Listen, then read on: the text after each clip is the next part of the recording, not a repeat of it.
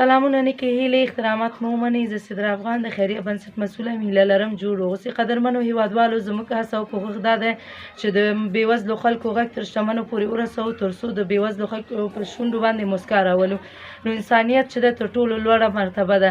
نو نن د داسې یو کورنۍ حال له تاسو سره شریکوو چې له ډېر فقر، غربت او ستونزو سره مخ دی او ډېر په ستونزو سره ژوند مخې ته وړي. نو قدرمنو هیوادوالو، راځئ د دې مور حال له تاسو سره شریکوو. له موږ سره اوسئ او ویډیو تر پایه پورې وګورئ.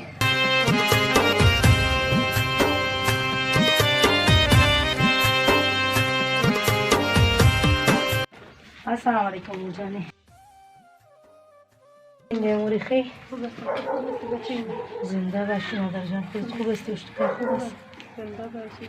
خب مادر جان، ما خب یک بار آمده بودیم کتان گپ زدیم، خب سمی تو حکومت نرسیده بود دیگه. حالا باز آمدیم که یک ویدیو تانه بگیریم. شما میتونی که چی مشکلات در زندگی دارین وقت بیادر شد؟ مشکلات ما استغفار کنم که حالات ما خیلی خرابه. این تو حالات ما خرابه برجان. شوهر چی کار میکنه؟ شوهر ما سوزی مفروشه. فروخته شد. یک برای صابندی داره. خانه از خود تامست؟ نه. و آدم اینو یک اتاق مرا داده آدم اینو اتاق داده بایلی خدا افیدین. خیرگیرم نکن. بچه که چی تکلیف داره؟ بچه مکیسه که گردهش هم پوندیده است. رویش هم کتش میپنده. مسانهش عملیاتش است.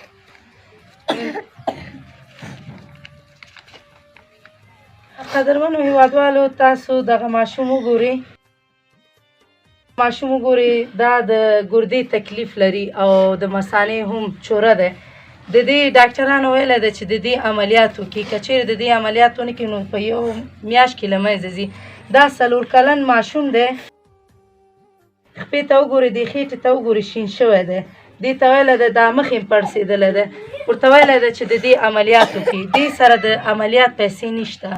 میړې چې دی نفس کوتاهي لري او دا کور هم د دې نه دی، خو د الله په رضا یو کوټه چا ورته ورکړی دی. نو دې ته د عملیات ویلی ده، د عملیات پیسې نه لري، دا یې نقصه دی. نو ستاسو څخه هیله کېږي چې د دې سره مرسته وکړي، ځکه که چیرې تاسو دې سره مرسته ونه کړي نو دا ماشوم له منځه ځي.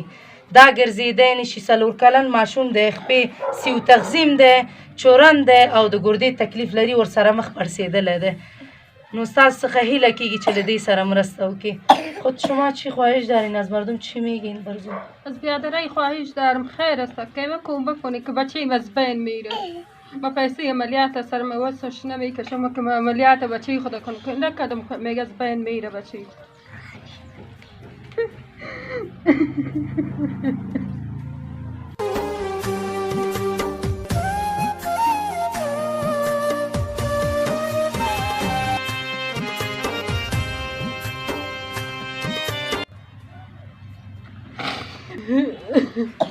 قدرمنو هیوادوالو، تاسو ګورئ چې دغه مورکۍ په کوم حالت کې ژوند کوي. د ډېر خفګان د لاس هغه خبرې هم کولی نشي. دا جاړي ځکه چې میړې نفس کوتاهي لري.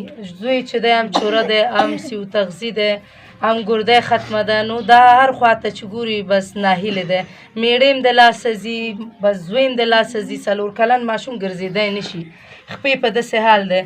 نو دا بیخي د ژوند نه ناهیلې ده. که چیرې تاسو غواړئ خپل دنیا او آخرت ښه کړي، که چیرې غواړئ چې آفت د سر هم لرې شي، دنیا او آخرت هم ښه شي، نو دغه بېوزله کورنۍ ناهیلې مه پرېږدئ. ستاسو څخه هیله کېږي چې لومړی د الله د رضا لپاره دغه ویډیو شیر کړي، او بل له تاسو څخه بیا هم هیله کومه چې له دغه کورنۍ سره مرسته وکړي.